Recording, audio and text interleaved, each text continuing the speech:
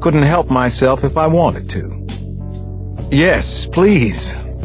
Is this about being in control?" I asked again. "No, Dr. Cross. It's about trust.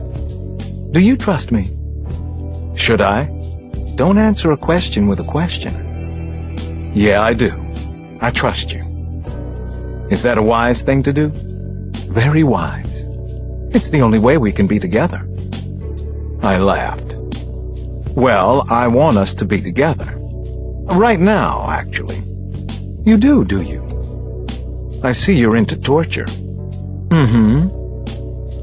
Then Bree finally reached across my body, and with 2 quick pulls of the rope, she freed my hands. I would have been impressed by her expertise with knots, but my mind was on other things at that moment. I rolled Bree over and kissed her, and then I was inside her. Deep. Very deep. "Slow," she whispered. "Make this last." It occurred to me only later that that was exactly what Bree had been going for all along. Make this last. Talk about a win-win situation. Talk about a night off from all the craziness. Maybe we were even ready for whatever might come next. And maybe we weren't even close, but right now, none of that mattered. "Room has wireless high-speed access. All the amenities you could hope for. Should we check in on the world?" Bree asked, after our first time. "We definitely shouldn't check in on anything." Chapter 78. Early the following morning, the great Kyle Craig entered through the gates of the University of Chicago. He was dressed as he thought a college professor might reasonably outfit himself for class these days. Khaki trousers and sneakers, a blue denim work shirt, a gray knit vest, a knit tie.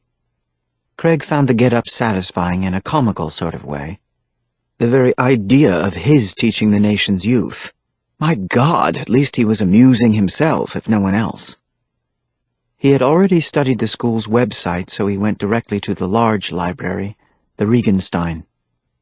He checked a few reference files, and within minutes he was in a reading room attached to the graduate school, leaving another message for DCAK. This time he decided to be more circumspect, hiding the message in a photograph. He'd learned about the process of steganography while he was in jail, planning for his future. "We meet again, my good friend. I hope to be in your neck of the woods very soon.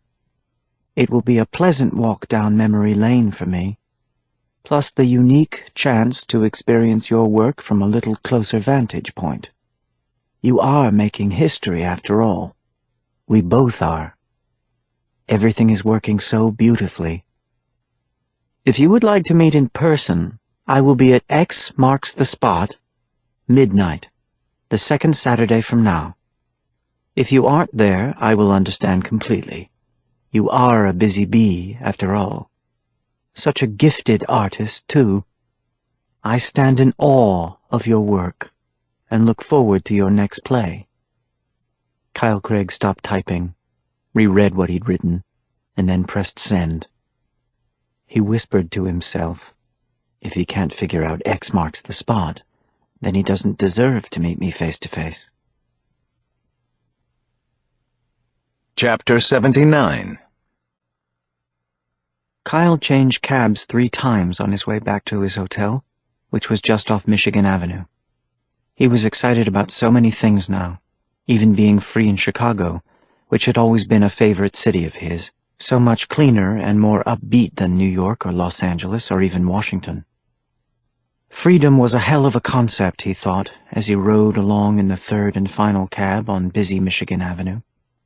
Especially after time spent in that 7x12 hole inside ADX Florence.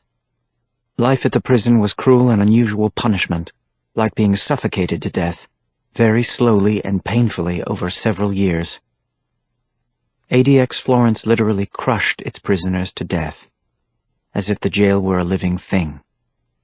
But now he was out. He had important things to do, not the least of which was carrying out a most exciting plan for revenge against everyone who had hurt him in the past, Everyone. It had usually been about revenge for him, the idea of hurting, sometimes torturing, people who offended him. And that certainly hadn't changed. This plan, well, it could take years to complete. It was his masterpiece, after all. He thought about DCAK for a moment. Actually, Kyle had first come across the killer while still with the FBI. The killer had been living and working on the West Coast, an actor, doing small roles and an occasional murder. Kyle had linked murders in Sacramento, Seattle, and LA to the actor.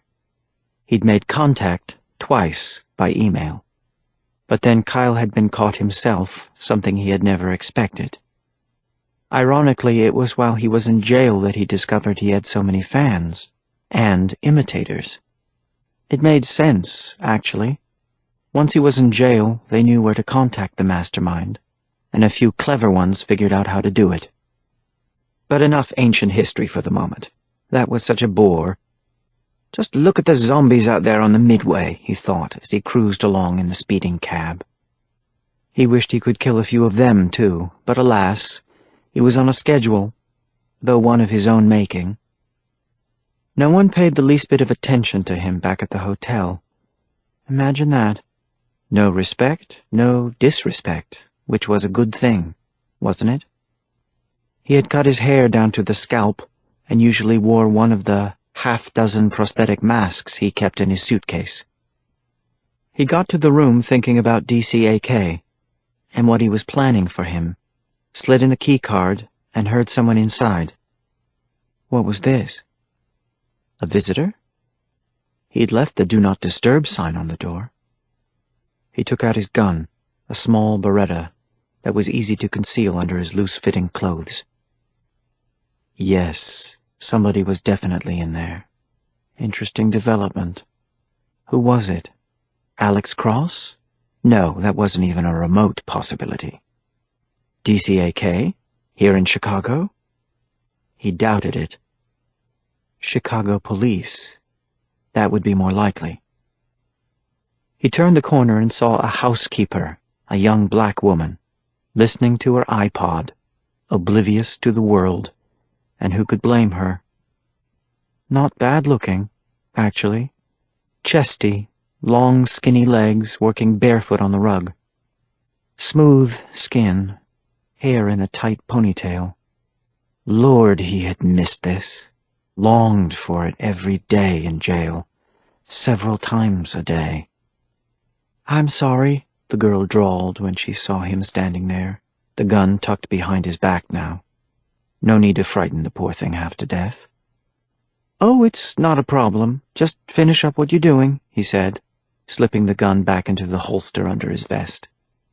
He took out his ice pick instead, fingered it like Queeg, with those metal balls. "You're too pretty to be working here like this, cleaning rooms. I'm sorry if that's insulting. I've forgotten my manners lately."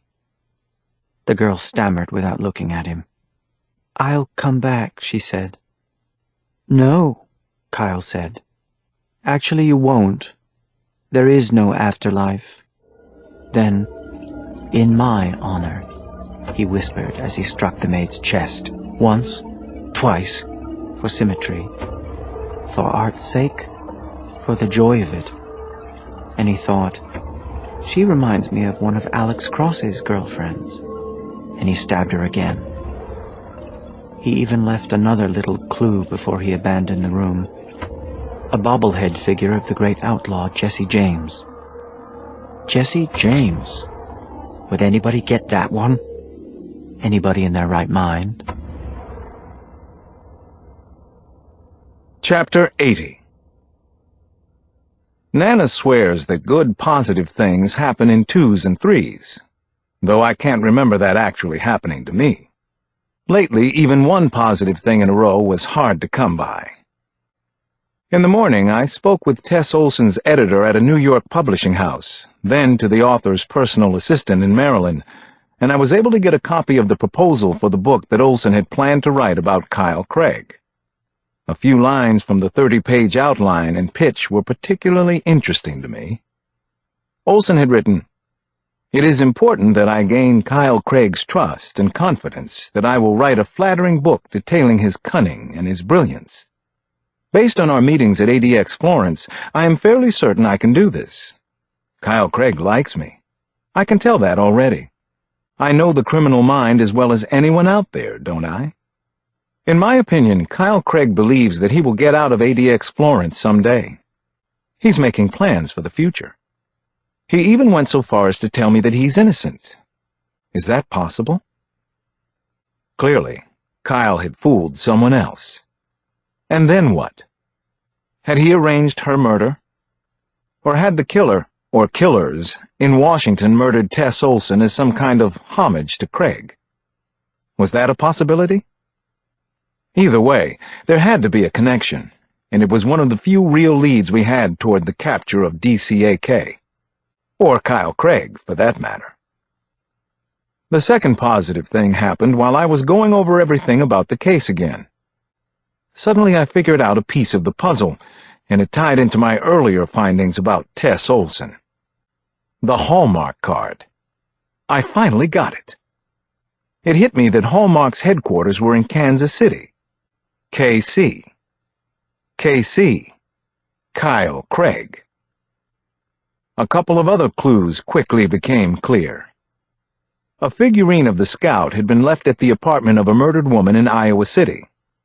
Kyle Craig was a suspect in the homicide. The Scout was a famous statue located in Kansas City. A bottle of Arthur Bryant's barbecue sauce had been left out in his mother's kitchen. Arthur Bryant's was a famous restaurant in KC. We were finally making some breakthroughs, even if they were clues the killers wanted us to find. Why was that? Were we proving ourselves worthy? Was I proving myself worthy of this manhunt? Was I? Chapter 81. We found out about DCAK's next move less than 3 days later. After I saw my slate of mourning patients, including the vet Anthony DeMeo, who was back and who had had a minor meltdown during our session to prove it, I connected with Bree at the Daily building. My own desk at the Daily was counterproductively stuffed with DCAK case materials, most of them attached to dead leads, unfortunately. Our plan that day was to weed through and archive everything that needed to come off the radar so we could refocus our efforts where they might do some good. It never happened. The phone on my desk rang about 2:30. I picked up and heard a voice that I recognized. "Detective Cross? It's Gene Phillips at the Post. I'm wondering if you've seen the latest email yet and if you'd care to comment on it." "Don't know what email you mean, Gene," I said. Gene had funneled some pretty good information my way in the past, which was the reason I was willing to stay on the line with her. "Trust me on this. You want to know. How about if I hold on while you check your inbox?" Suddenly, I realized that whatever this was, I didn't want to be on the phone with a reporter from the Washington Post when I saw it. "I'll call you back," I said. What I found moments later was another stunner. The message was from DCAK and had been sent to my email, Breeze, and what looked like just about every news desk, TV channel, and radio station in the DC metro area. He had authenticated it in his usual way, with an image of his latest calling card scanned right into the message. The image was of the postal ID from the Smithsonian, which we'd kept out of the press, like the others before it. The message was written in his familiar, taunting style. Detectives. Does anyone besides me think you aren't giving this case the attention it deserves? By my count, it's DCAK 6, Cops 0. That's right, I said 6. Or maybe 5.5, since this one isn't quite dead yet. I've gone and found that piece of shit copycat, no thanks to any of you. It wasn't hard, just took a little thought. More than you've given it anyway. More than you're capable of, I suspect. But here's what I'm gonna do for you. In 1 hour, you'll receive another message with an address. That's where you'll find your copycat, and if you're lucky, he'll still be alive. I haven't decided